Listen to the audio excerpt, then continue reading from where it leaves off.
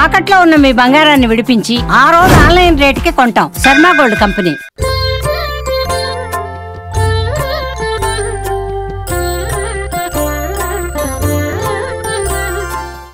వక్రతుండ మహాకాయ సూర్యకోటి సమప్రభ నిర్విఘ్నం కురు మే దేవ సర్వకార్యేషు సర్వదా.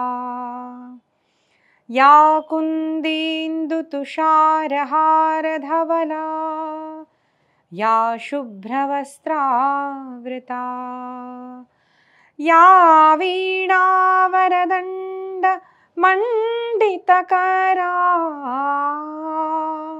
యా శ్వేత పద్మాసనా యా బ్రహ్మాచ్యుత శంకర ప్రభృతిభిర్ దేవై సదా వందితా. సా మాం పాతు సరస్వతీ భగవతి నిశ్శేషజాడ్యాపహ. భవానీ శంకరౌ వందే శ్రద్ధా విశ్వాసరూపిణౌ యాభ్యాం వినా న పశ్యంతి సిద్ధా స్వాంతస్థమీశ్వరం. వంశీ విభూషితకరాన్నవనీరదాభాత్ పీతాంబరాత్ అరుణబింబఫలాధరుష్ఠాత్ పూర్ణేందుసుందరముఖాతరవిందనేత్రాత్ కృష్ణాత్ పరం కిమపి తత్వమహం న జానే. గురుర్బ్రహ్మా గురుర్విష్ణుః గురుర్దేవో మహేశ్వరః గురుః సాక్షాత్ పరబ్రహ్మ తస్మై శ్రీ గురవే నమః. మాతృదేవో భవ పితృదేవో భవ ఆచార్యదేవో భవ అతిథిదేవో భవ పరస్పరదేవో భవ. పరమకృపాలుడు దయాళుడు అయిన భగవాన్ శ్రీకృష్ణుల వారి అత్యంత దయచేత మనకు అత్యంత దుర్లభమైన సత్సంగము శ్రీ శివపురాణము ద్వారా మనకు ఈరోజు నుంచి ప్రారంభం చేస్తున్నాము. సత్సంగము అనేది చాలా దుర్లభం అండి. సంసారంలో అన్నీ కూడా మనకు దొరుకుతాయి. డబ్బు దొరుకుతుంది, కావాలి అంటే తల్లి తండ్రి కూడా దొరుకుతాడు, మిత్రులు దొరుకుతారు, రాజ్యం దొరుకుతుంది, సంపత్తి దొరుకుతుంది. కానీ చాలా దుర్లభం అంటే సత్సంగము. సతాం సంగ సత్సంగ.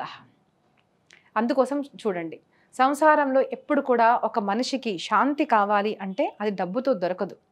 శాంతి ఒక్కటి భగవద్భక్తి, భగవన్నామ స్మరణ, భగవంతుడు గురువు దగ్గర మాత్రమే దొరుకుతుంది.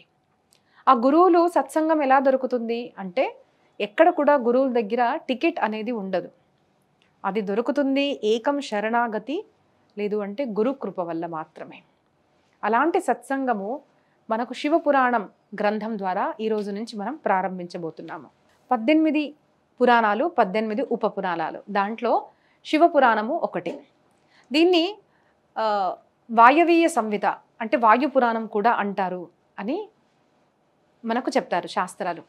అయితే ఈరోజు మనము శివపురాణము ప్రారంభం చేస్తున్నాము. నాకు చాలా ఆనందంగా ఉంది. ఎందుకంటే శ్రీమద్ భాగవతము, రామాయణం ఎక్కువగా చెప్తాము, కానీ శివపురాణము అనేది చాలా తక్కువ మంది వింటారు. ఈ పురాణాలు సరిగ్గా తెలుసుకోవడం వల్ల ఏమవుతుంది అంటే అసలు శివతత్వము అంటే చాలా మందికి తెలియదు. విష్ణు శివుడు వీళ్ళిద్దరు కూడా వేరే అనుకుంటారు. ప్రతి ఒక్క మతం కానివ్వండి, లేదు అంటే ఒక సాంప్రదాయం కానివ్వండి భిన్నము అని అనుకుంటారు. కాను ఈ శివపురాణం నేను చదివిన తర్వాత నాకు హరిహరులు ఎంత ఏకాత్మలో నాకు తెలిసింది. పరమాత్మ అన్నవాడు ఒకటే అన్నది ఈ గ్రంథం చదివిన తర్వాత నాకు తెలిసింది. ఇలాగే దేవి భాగవతము, శివపురాణము, రామాయణము ఇవన్నీ కూడా అభ్యాసం చేసిన తర్వాత నాకు అతీవ సంతోషాన్ని శివపురాణం కూడా కలిగించింది. లేదు అంటే ఎప్పుడు మేము సహజంగా శ్రీమద్ భాగవతము, రామాయణమే వినేవాళ్ళం అనమాట. అయితే కొంతమంది ఎందుకు శివపురాణము ఒక భాగవతం చెప్తే సరిపోతుంది కదా అని అన్నారు. కానీ మా గురుగారు శివపురాణం అనేది చేసిన తర్వాత నేను కూడా నిర్ణయించుకున్నాను, లేదు శివపురాణం కూడా చదవాలి.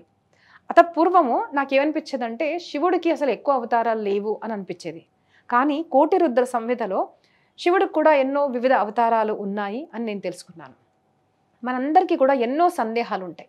ఈ సందేహాలు ఎలా తీరుస్తాయి అంటే ఒక శివ పురాణము, ఒక పురాణాన్ని అఖండంగా మనం ఒక సిరీస్గా వింటే తెలుస్తుందన్నమాట. కాబట్టి నేను ఎప్పుడు ఒక సిరీస్ లాగా అందరూ వినాలి అని ఇన్సిస్ట్ చేస్తాను. ఎక్కువ సమయం లేదనుకోండి, కాసేపటైనా ఒక 15 నిమిషాలు రోజు మనం తీసి ఒక్కొక్క భాగంగా మనం శ్రవణం చేసామనుకోండి, అప్పుడు మనకు శివతత్వం ఏంటిది, శివపురాణం ఏంటిది, అమ్మవారు ఎవరు, సుబ్రహ్మణ్య స్వామి ఎవరు, ఆ వివాహం ఎలా జరిగింది, ఆ శివపురాణంలో ఉన్న తాత్పర్యాలు ఏంటివి, ఇవన్నీ కూడా మనం తెలుసుకోగలుగుతాం కదా.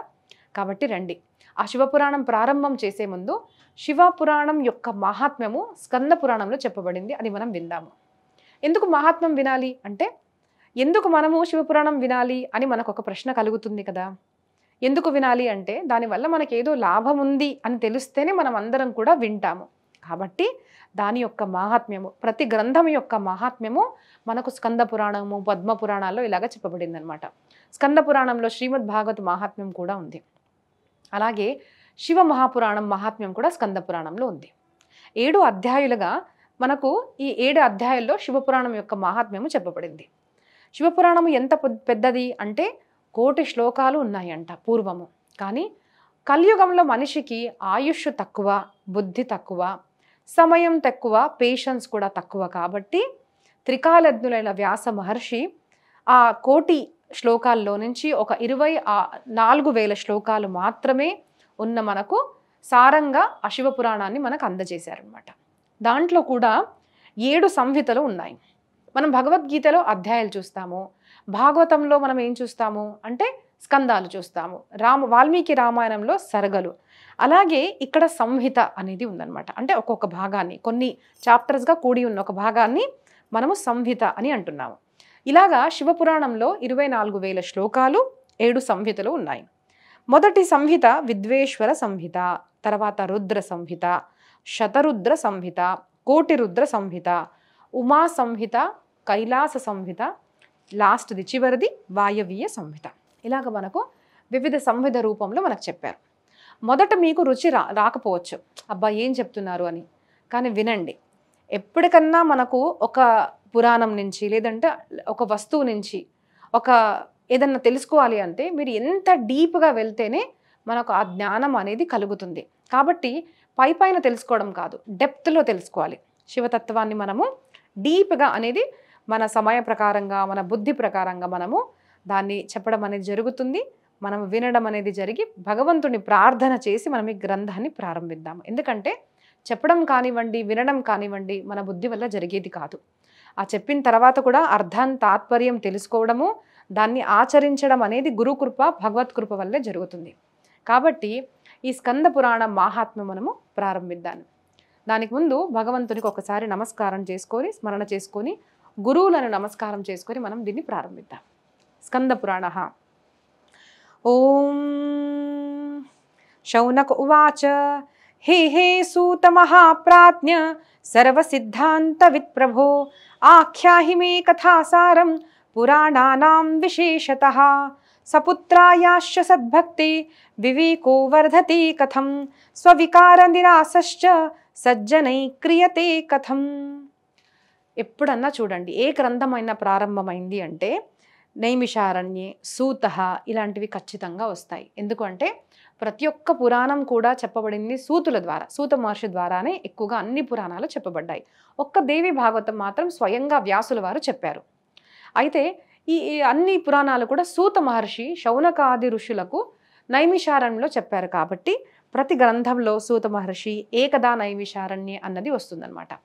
ఇలాగా ఒకసారి వ్యాసపీఠం మీద అంటే గురు స్థానంలో సూత మహర్షి కూర్చున్నారు. ఎవరు సూత మహర్షి అంటే ఆయన వ్యాసుల వారి శిష్యుడు అనమాట. వ్యాసుల వారి దగ్గర పురాణాలు అన్నీ కూడా అభ్యసించారు. అప్పుడు అభ్యాసం అనేది మనం 10 మందికి జ్ఞానాన్ని ఇవ్వడము అనేది ముందు జరిగేది. దీన్ని పురాణ శ్రవణము, కథాశ్రవణము అనేది అందరూ ప్రతి ఊర్లో కూడా చేసేవాళ్ళు, ఋషులు కూడా చేసేవాళ్ళు.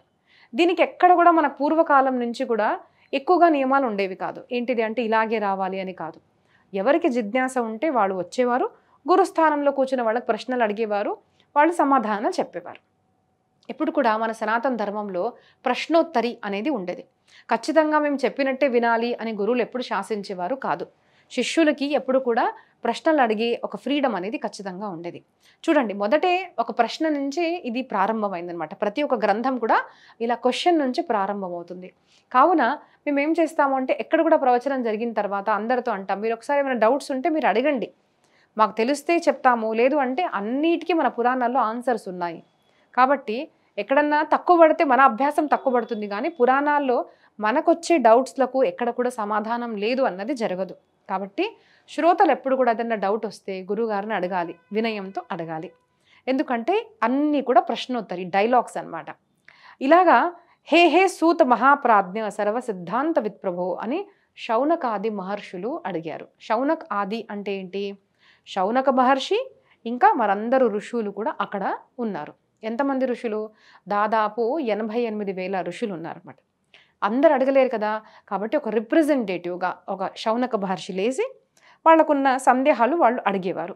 దానికి ఒక ఉత్తరం అంటే సమాధానంగా సూత మహర్షి చెప్పేవారు. ఇప్పటికీ కూడా మనం నైమిషారంలో వెళ్తే ఆ స్థానం ఇప్పటికీ ఉందండి. సూత గాది అని ఉంటుందన్నమాట. ఆయన ఒక కూర్చున్న స్థానము, అక్కడ ఋషుల విన్న వృక్షాలు, ఆ స్థలము ఇప్పటికీ అలాగే ఉంది, అంతే పవిత్రంగా ఉంది. మన భారతదేశంలో ఎన్నో అరణ్యాలు ఉన్నాయి.